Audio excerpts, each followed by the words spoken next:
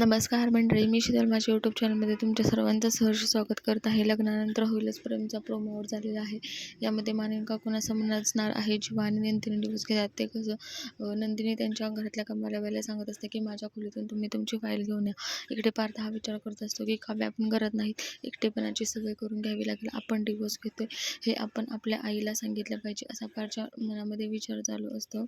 आणि इकडून त्यांच्या घरातील त्या ताई कामवाल्या असतात तो फाईल घेऊन जीवाच्या रूममधून नंदिनीच्या ते खाली घेऊन येतात. त्यासोबतच तिथे फाईलच्या खाली डिवोर्स पेपर ठेवलेले असतात. त्या पण ते पेपर पण त्या घेऊन येत असतात आणि त्यांना माहीत नसतं. मग ते काय करतात की ते पूर्ण फाईल आहे ना ती पूर्ण मानवी काकूंपाशी देतात. तर त्या मानवी काकूंपाशी देतात आणि ते मानवी काकू एक एक बघत असतात. तर त्यावेळेस मानवी काकूंना लक्ष जातं आणि त्यांना समजतं की जीवा आणि नंदिनी डिवोर्स घेणार आहेत. बघू आपण उद्याच्या भागामध्ये काय नक्की होईल.